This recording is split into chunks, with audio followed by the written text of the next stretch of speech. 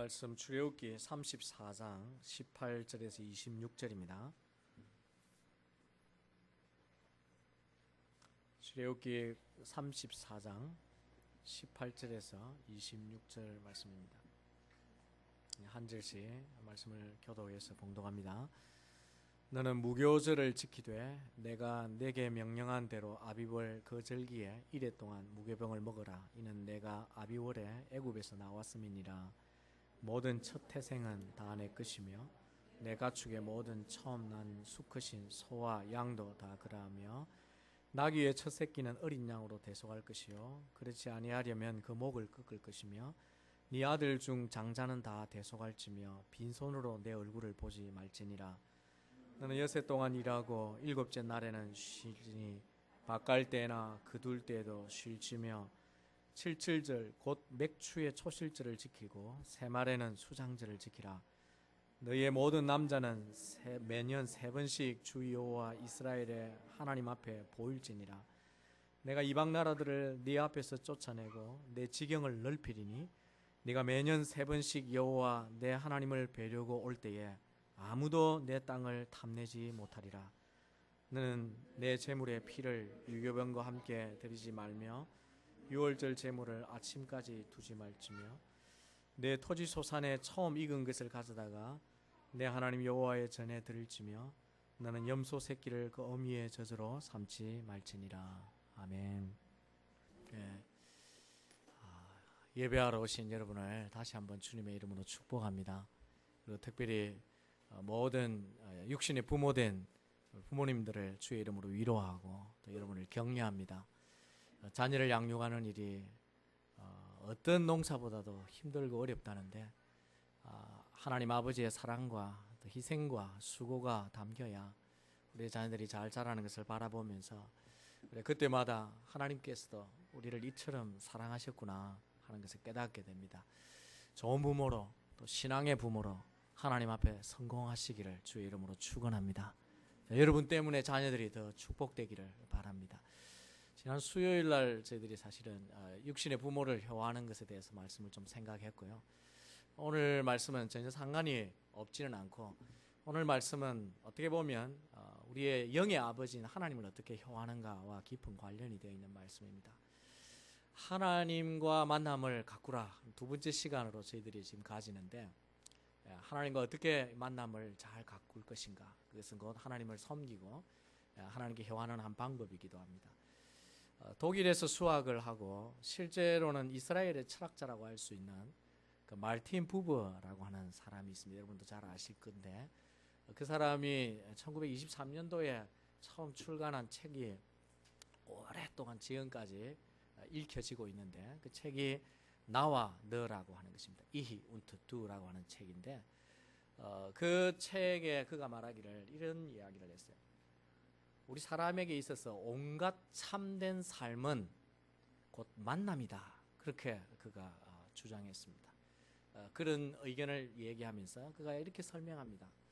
나라는 존재가 진정 나가 되기 위해서는 너를 만나고 너와 함께 교제하고 너와 함께 살아가는 걸 통해 진정 내가 된다. 그리고 너도 나 없이는 너라는 존재가 만들어지지 않기 때문에 진정 나를 통해서 너가 만들어진다. 그래서 사람은 이 상호 관계와 만남을 통해 참된 삶이 가꾸어진다고 그가 이야기했습니다. 우리 인생은 이처럼 만남이 대단히 소중합니다. 그리고 참된 삶은 결국 참된 만남을 통해 가꾸어진다는 것입니다. 좋은 사람들의 만남이 결국 내 인생을 좋게 만들어가는 거죠. 무엇보다 다시 말씀드리지만 여러분들이 이 땅에서의 삶만으로 끝나지 않고 또 여러분이 허무한 인생으로 끝나지 않으려면 반드시 하나님을 만나야 되는 줄로 믿습니다. 하나님을 만나야 우리의 인생이 영원으로 이어지는 것입니다. 이 땅에 한 번으로 끝나지 않고 영원한 세계 속에서 우리가 살아갈 수 있습니다. 예수님을 만나고 하나님을 만난 자만이 진정으로 이 땅의 삶의 의미를 알게 되고 그리고 참된 존재가 되고 그리고 행복을 갖게 되는 것입니다. 마틴 부부의 이야기처럼 하나님을 만남으로 진정한 나가 누구인지를 알게 되고 그렇게 살게 된다는 거죠. 부활하신 주님을 만나지 못한 사람과 부활하신 주님을 만난 사람의 삶은 다를 수밖에 없습니다. 부활의 주님을 만난 사람은 그분의 능력으로, 그 부활의 능력으로 살게 되어지고, 그래서 이 땅의 삶이 참으로 행복하게 살아갈 수 있는 것입니다. 여러분이 오늘 그 주님을 만나고 이 자리에서 예배하는 자로 살아가게 된 것을 진심으로 축하드립니다. 이것이 여러분의 축복인 줄 알고 하나님 앞에 이 만남과 이 예배를 잘 가꾸셔야 합니다. 우리가 어떻게 이 하나님을 이미 만났는데 이 하나님과의 만남을 죽을 때까지 영원토록 잘 가꿀 수 있을까? 하나님이 그러셨던 것처럼 우리를 향해 항상 우리를 신뢰하시고 우리를 사랑하셨듯이 우리도 하나님을 향해 언약을 지키고 늘 신뢰하고 하나님을 사랑하는 것이 필요합니다.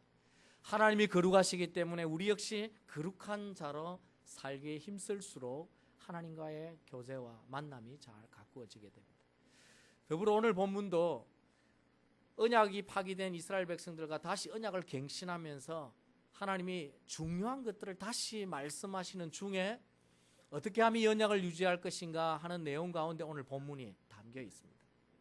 오늘 본문에 보면은 제사 얘기 같기도 하고 무슨 절기 얘기 같기도 하고 하는데 이것이 다 하나님과의 만남을 어떻게 가꿀 것인가를 우리에게 말씀해 주는 것입니다.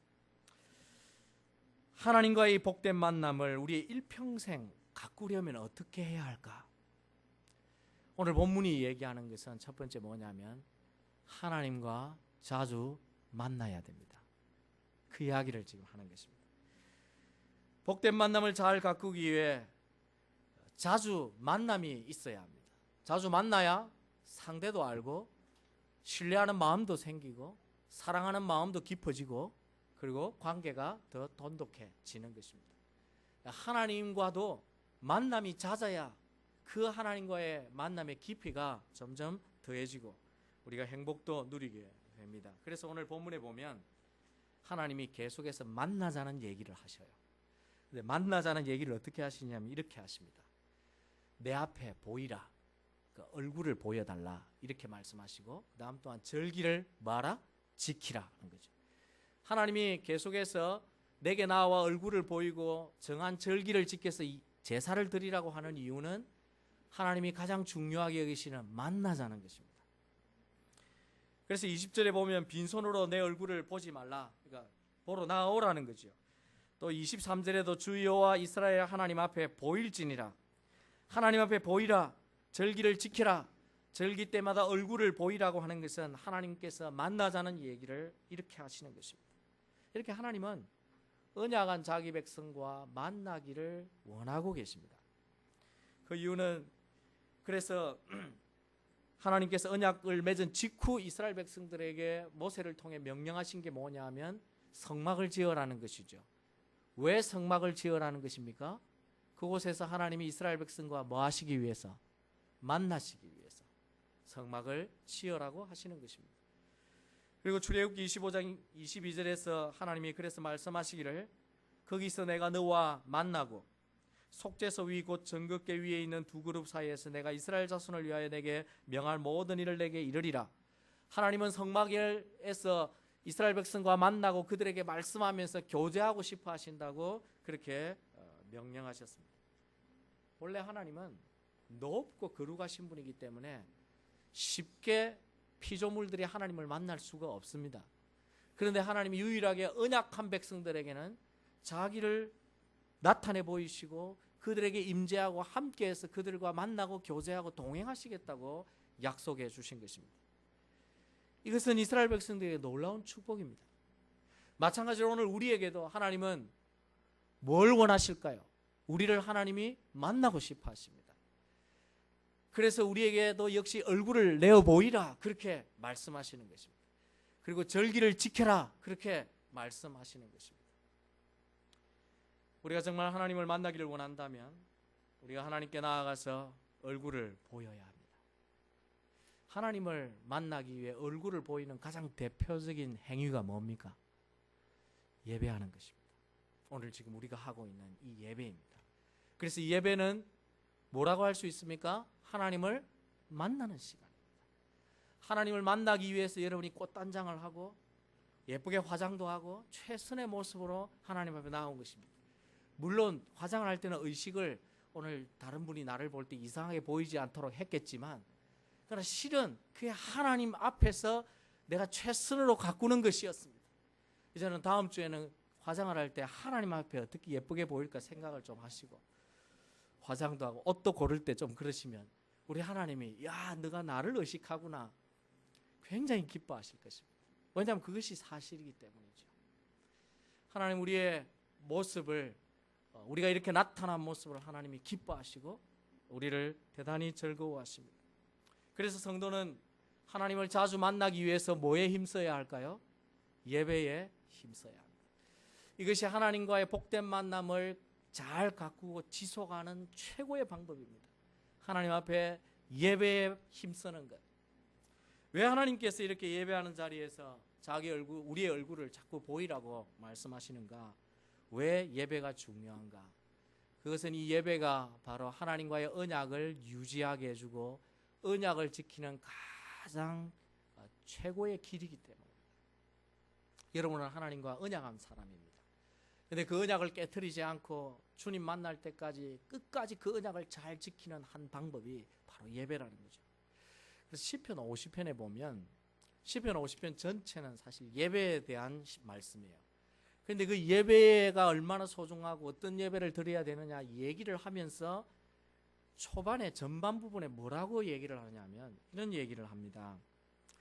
시편 50편 5절과 6절에 보면 이르시되 나의 성도를 내 앞에 모으라. 그들은 제사로 나와 언약한 이들이니라 하시도다. 하늘이 그 공의를 선포하니 하나님 그는 심판장이시미로다. 자, 제가 두 구절만 읽었는데 이 무슨 내용이냐면 하나님께서 마지막 날 심판하실 때 해가 뜨는 곳에서부터 해가 지는 곳까지 모든 사람들을 다 모으라는 것입니다. 그러면 그때는 예수 믿는 사람도 오고 예수 믿지 않은 사람도 다 하나님 앞에 서게 됩니다. 그때에 하나님이 심판을 하시는데 어떤 자를 천국으로 들어가게 하시고 어떤 자를 지옥으로 들어가게 하시냐는 기준이 뭐냐면 이 시편 50편에는 그 기준이 선행이 아닙니다. 뭘 선행을 많이 했느냐 그걸 보지 않는다고 하셨어요. 위대한 업적을 만들었느냐 그것도 아닙니다. 뭘 그럼 가장 중요하게 여기시냐면 제사로 언약한 자냐 그렇지 않는 자냐 하는 걸 지금 본다는 것입니다. 마지막 날 심판 때에 하나님이 기뻐하시고 영원으로 이끌어 드릴 사람이 누구냐? 예배를 통해서 하나님과 언약된 자들, 그리고 예배를 통해서 그 언약을 신실하게 지키고 유지한 사람들. 쉽게 얘기하면 주님 오실 때까지 예배 생활 잘한 사람들이 주님을 기쁘게 맞을 수 있다. 심판대 앞에 두렵지 않게 하나님 앞에 설 수 있다는 이야기를 지금 시편 50편에서 하고 있는 것입니다. 그래서 시편 기자가 50편에 뭐라고 하냐면 예배를 참되게 드리라는 것입니다. 하나님이 받으실 수 없는 잘못된 예배를 드리서는 안 된다고 시편 50편이 강조하는 것입니다. 하나님 앞에 온전한 예배, 하나님이 받으시고 기뻐하시는 예배를 통해서 언약 관계가 유지되어야 마지막 날 심판 때에 하나님 앞에 담대하게 서서 천국으로 입성할 수 있다고 우리에게 가르칩니다. 그러면 오늘 이 예배가 뭡니까? 오늘 예배는 하나님과 나와 언약한 자임을 내가 확인하는 시간입니다. 나는 하나님의 백성이고 나는 장차 천국의 소망을 가지고 있고 그 나라에 들어서 영원히 살 것이라는 것을 이 예배를 통해서 다시 한번 확인하는 시간이에요. 그리고 혹 이스라엘 백성들처럼 자신의 부족함 때문에 죄 때문에 언약이 깨어졌을지라도 이 예배에 나와서 다시 언약을 뭐하는 시간입니까? 다시 갱신하는 시간입니다. 자신의 죄를 회개하고 하나님 앞에 자기가 자녀로 살겠다고 하는 약속을 다시 함으로 하나님을 만나서 자기가 누구인가를 확인하는 시간입니다. 그리고 이 시간을 통해서 언약의 자녀답게 하나님께로부터 은혜를 받고 생명의 능력을 얻고 그리고 세상에서 담대하게 살아갈 수 있도록 힘을 공급받는, 생명력을 공급받는 그런 시간이기 때문에 예배는 대단히 우리에게 중요한 것입니다. 하나님과의 이 복된 관계를 잘 가꾸기 위해서는 하나님과 자주 만나셔야 됩니다. 하나님과의 만남은 우리 인생의 시작이요 끝입니다. 하나님을 만남으로 우리의 인생이 제대로 시작되고 그리고 심판대 앞에까지 하나님을 만나는 시간을 가져야 우리가 그 심판대도 담대하게 설 수 있기 때문입니다. 그러므로 예배가 얼마나 소중한지 여러분의 인생에, 여러분의 신앙에 다시 한번 확인하시기 바랍니다. 할 수만 있다면, 죽는 일이 아니라면 여러분이 이 예배를 지키셔야 됩니다. 하나님께서 이 주일은 와서 예배하라고 말씀하신 그 약속을, 하나님의 명령을 여러분이 기억하고 지키면서 주님 오실 때까지 이 예배를 힘쓰심으로 우리 주님 만날 때에 여러분의 아무런 부끄러움 없이, 혹 여러분의 인생에 위대한 업적을 남기지 못할지라도, 혹 내가 좋은 일을 많이 하지 못했을지라도 하나님 앞에 언약 관계를 신실하게 붙들므로 이 예배를 통해 하나님 앞에 담대하게 설 수 있는 그런 복된 성도들 되시기를 주의 이름으로 축원합니다. 하나님과의 이 만남을 잘 가꾸기에 두 번째 오늘 본문이 가르치는 게 뭐냐면 하나님과 참된 교제를 나누어야 됩니다. 그러니까 하나님과 참되게 교제해야 된다는 것입니다. 좋은 관계를 지속하기 위해서는 만남의 횟수도 중요하지만 만남의 내용도 대단히 중요합니다. 여러분, 우리가 사람을 만나면서도 얼굴을 맞대면서 진실하고 진지한 교제를 가질 수도 있지만 전혀 그렇지 못하고 그냥 얼굴만 보고 올 수도 있습니다. 근데 우리의 예배가 꼭 그와 같을 수 있다는 거예요.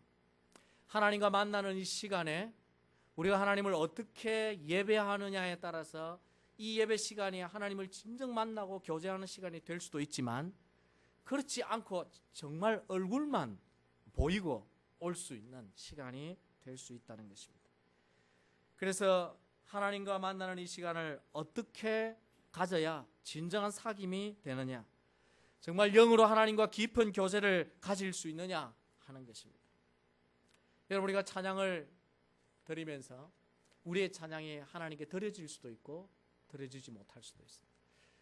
우리가 기도하는 시간에 하나님께 기도하지만 혹 어떤 때는 기도를 뭘 했는지, 대표자가 뭘 했는지 아무 생각이 안 나고 그 시간에 잠을 청하고 깊이 수면에 빠질 수도 있습니다. 하나님 앞에 말씀을 듣는 시간에 무슨 소리인지 사운드만 들리고 내용은 하나도 듣지 못하고, 예를 들어 마치 내가 누구에게 얘기를 하는데 그 사람이 아무것도 듣지 아니하고 그냥 멍청하게 있을 때 느끼는 그 기분을 하나님이 느끼게 될 수도 있습니다.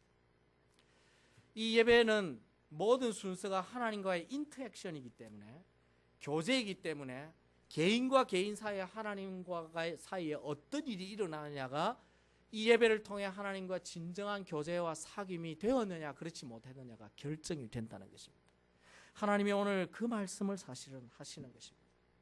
그러면서 오늘 본문의 19절 이후의 내용이 뭐냐면 이렇게 예배하라 하는 거예요. 얼굴을 보이고 절기 때마다 나아올 때 나와 진정한 사귐이 되려면 이렇게 예배해야 된다 하는 예배에 대한 두 가지 원리를 오늘 본문에 말씀해 주십니다. 오늘 본문에서 예배의 마음과 태도에 대해서 말씀하시는데, 우리가 하나님과 이 시간에 그냥 있다가 구경꾼처럼 돌아가는 시간이 아니라 정말 이 시간에 하나님을 나도 영으로 만나고 내가 하나님의 음성도 듣고 하나님과 진정한 교제가 되어져서 돌아가려면 어떻게 해야 되는가? 오늘 본문에 보니까 그런 예배가 되기 위해서 첫 번째 필요한 것이 하나님에 대한 바른 고백으로 예배해야 한다는 것입니다. 이게 무슨 얘기냐면, 내가 어떤 사람을 만났습니다. 그런데 그 사람과 만나서 진정한 교제가 되려면 그 사람을 알아야 돼요. 그리고 그 사람이 어떤 분인지 내가 인정도 해야 합니다. 그럴 때 마음이 열리고 그 속에서 대화가 되고 깊은 교제가 이루어진다는 것입니다. 다시 말하면 참된 교제가 가능하려면 하나님에 대해서 여러분이 올바른 신앙 고백과 그분이 누구이신지 하나님에 대한 참된 이해를 가지고 예배해야 된다는 것입니다. 그래서 오늘 본문 19절과 20절에 하나님이 이런 말씀을 하십니다. 모든 첫 태생은 다 내 것이며 내 가축의 모든 처음 난 수컷인 소와 양도 다 그러하며, 그러면서 말씀하시기를 처음 난 모든 것을 예배할 때 가지고 나오라 이렇게 말씀하시죠. 여러분, 이것을 단순히 하나님께서 예배할 때 빈손으로 가지 않고 뭘 가지고 갖다 드려야 된다, 이런 차원으로 이해하지 마시기를 바랍니다. 왜 하나님이 첫 것을 가져오라 하시는지를 이해하셔야 됩니다. 하나님께서 사람이든 동물이든 밭에서 나는 것이든 처음 것은 다 하나님에게 드리라고 요구하셨어요. 심지어 장자를 하나님에게 첫 아들을 하나님께 드릴 수 없는 상황이거든 그것을 대신해서 속전을 드리라고 그렇게 말씀하실 정도로 하나님이 예배에 나올 때마다 반드시 우리의 삶에 처음 거둔 열매를 가지고 하나님께 예배해야 된다고 하셨습니다. 그래서 하나님이 빈손으로는 오지 말라고 하신 거예요. 왜 하나님이 이런 말씀을 하셨을까요? 그리고 달라고 하면 전부 다 달라고 하시지 왜 처음 것만 달라고 하셨을까요? 그것은 하나님이 이 땅의 모든 것의 주인이심을 기억하고 예배하라는 것입니다. 우리가 하나님 앞에 드리는 11조 예물, 우리가 하나님 앞에 예배하면서 드리는 감사 예물, 주일 예물은 그것은 우리 소유의 우리 소득의 전부가 아닙니다. 전부가 아니고 그건 일부예요. 근데 그 일부를 왜 하나님이 요구를 하시느냐면 그 일부를 드림으로 인해서 자신이 받은 모든 것이 하나님께로부터 왔다는 것을 인정하고 고백하는 것이라는 것입니다. 그것은 일종의 하나님 앞에 토큰과 같은 거예요. 하나님, 내가 받은 것 중에 이것을 드리니 주님이 내게 주신 것임을 내가 알고 올바르게 사용하겠습니다 하는 신앙 고백인 것입니다. 그러면서 드릴 때마다 이 땅에 있는 천지 만물이 다 하나님이 주인이심을 우리가 고백하고 예배할 때 우리가 진정으로 제대로 하나님과 사귐이 되어진다는 것이죠. 상대가 누구인지도 알지 못하면서 교제를 할 수 없다는 뜻입니다. 그래서 하나님이 우리에게 예물을 요구하신 것입니다. 혹시라도 하나님이 째째하게 주놓고 왜 그걸 달라시나 그렇게 이해하지 않기를 바랍니다. 사실 하나님 필요 없어요. 우리가 드리는 예물 그것 필요치 않습니다. 전부가 하나님의 것인데 하나님 필요하면 그저 하나님이 쓰시면 됩니다. 그런데 왜 우리에게 10분의 1을 달라, 왜 처음 것을 달라 그렇게 하시느냐 하면 우리가 하나님에 대하여 올바른 신앙 고백과 올바른 이해와 그리고 하나님이 누구이신지를 알고 예배하고 섬기고 살라는 것입니다. 그렇기 때문에 하나님이 우리에게 온전한 예물을 하나님이 요구하시는 것입니다. 그래서 오늘도 우리가 하나님께 찬양을 드리는 것도 하나님이 찬양을 받으시기에 합당하신 분임을 알기에 우리가 진심으로 찬양하는 것이고, 우리가 기도를 드리는 것도 우리가 기도하면 하나님이 응답하시는 분임을 알기에 우리가 진실되게 하나님 앞에 기도하는 것입니다. 우리가 나중에 예물을 드릴 때도 그것은 마치 세금 내는 기분이 아니라 전부 하나님이 내게 주셨음을 너무 감사해서 기쁨으로 우리가 하나님 앞에 인정하며 즐거움으로 예물을 드릴 때 하나님이 그 예물을 받으시고 우리의 손이 복되게 하시는 것입니다. 이것이 바로 예배하는 자의 아주 중요한 태도라고 말씀하시는 것입니다. 그러므로 여러분이 예배할 때 우리 하나님이 예배 받으시기에 합당한 분임을 인정하시기 바랍니다. 그분은 나의 주인이시고 내 삶의 모든 것의 주인이심을 여러분이 정말 고백하면서 기쁨으로 찬양하시고 기쁨으로 예물을 드리시고 그분 앞에 온전히 나타나는, 그래서 하나님과 교제하는 그런 예배가 되기를 주의 이름으로 축원합니다. 뿐만 아니라 예배의 그 다음 방법에 대해서 하나님이 원하시는 방법으로 예배해야 한다고 말씀하십니다. 서로의 관계가 깊어지고 좋은 교제가 지속되려면 상대가 원하는 것이 뭔지를 알고 상대가 기뻐하는 것이 뭔지를 알고, 오늘 우리가 찬양한 것처럼 주님을 기쁘게 해드리기를 원한다. 그렇게 우리가 찬양한 것처럼 그렇게 하려면 주님이 뭘 좋아하시는지를 알아서 그 방법을 따라서 나아가고 교제할 때 사귐이 가능하듯이 하나님도 마찬가지입니다. 예배할 때의 방법을 하나님이 말씀해 주셨어요. 그것이 오늘 25절과 26절의 한 예입니다. 너는 내 제물의 피를 유교병과 함께 드리지 말며 유월절 제물을 아침까지 두지 말지며 내 토지 소산에 처음 익은 것을 가져다가 내 하나님 전에 드릴지며 너는 염소 새끼를 그 어미의 저주로 삼지 말지니라. 한마디로 말하면 이 특별한 규정들은 이스라엘 백성들이 예배할 때 가나안의 풍습을 쫓지 말라는 얘기입니다. 가나안 백성들이 제사를 드릴 때 이런 방식으로 했다는 거예요. 특별히 어미의 젖으로 새끼를 삶아서 먹는 것은 보약인 줄을 알았습니다. 그 당시의 사람들이. 그런데 그것은 잔인한 방법으로 그렇게 하지 말라고 하는 거죠. 하나님이 원하는 방법이 아니라는 것입니다. 그래서 하나님이 원하는 방식의 예배를 유월절 절기를 어떻게 지키는지 하나님이 정해 주셨습니다. 이것은 오늘 우리에게 있어서 예배할 때 내가 원하는 방식의 예배가 아닌 누가 원하는 방식의 예배? 하나님이 원하시는 방식의 예배가 하나님과 온전히 만나고 교제할 수 있음을 가르쳐 줍니다. 그런데 여러분이 느끼고 우리 모두가 알듯이 현대 예배는 점점 변해가서 하나님에게 초점이 맞춰지지 아니하고 자꾸 사람에게 초점이 맞춰집니다. 하나님에게 좋은 것이 아니라 사람에게 좋도록 사람들이 뭘 원하느냐, 사람들이 뭘 좋아하느냐, 사람들이 마음이 어떻고 기분이 어떠냐, 거기에 자꾸 예배가 맞춰지다 보니까 예배의 방식도 달라지고 예배의 시간도 줄어들고 예배의 시간도 사람들이 편리한 쪽으로 다 옮겨지고 이 모든 것이 하나님 중심이 아니라 사람 중심이 되어져 가는 것을 우리가 사실은 부정할 수가 없는 것입니다. 물론 그런 중에도 하나님이 받으실 수 있는 가능한 것들이 있지만 그러나 그렇지 않는 것이 있지는 않나 우리의 예배를 살펴야 한다는 것입니다. 하나님이 이 예배를 정말 받으실 수 있도록 우리가 신령과 진정으로 영과 진리로 정말 합당한 방법으로 하나님 앞에 예배하는지 우리가 살펴야만이 우리가 하나님 앞에 참된 예배를 통해 하나님을 만나고 교제하고 그분과 깊은 사귐을 가질 수 있게 되어집니다. 어떻습니까? 여러분은 주일 이렇게 예배에 오셨는데 여러분이 이 예배가 구경꾼처럼 왔다가 가게 되어지는 예배입니까? 아니면 정말 하나님을 내가 만나고 그분께 진심으로 내 마음을 드리고 찬양을 드릴 때도 기도를 할 때도 하나님이 내 마음을 아시고 우리의 열정과 중심을 보시고 싶어하는 그분께 내 마음을 보여드렸고 그리고 하나님의 말씀을 들을 때도 하나님이 내게 혹 어떻게 원하시는지를 귀 기울여 듣고 순종하고자 하는 그 태도를 하나님이 기뻐 받으실 수 있는 그런 예배가 되는지 살피시기 바랍니다. 그리고 매번 예배를 드릴 때마다 이것이 내 인생의 마지막 예배가 될 수 있다고 생각하시고 하나님 앞에 최선의 예배, 최고의 예배를 드림으로 하나님과 참된 만남, 참된 사귐을 늘 가져가시는 그런 복된 성도들 되시기를 주의 이름으로 축원합니다. 오늘 본문 마지막에 보면 하나님과 이렇게 만남을 잘 가꾸고 참되게 예배하는 자들에게 놀랍게도 복이 있음을 말씀하고 있어요.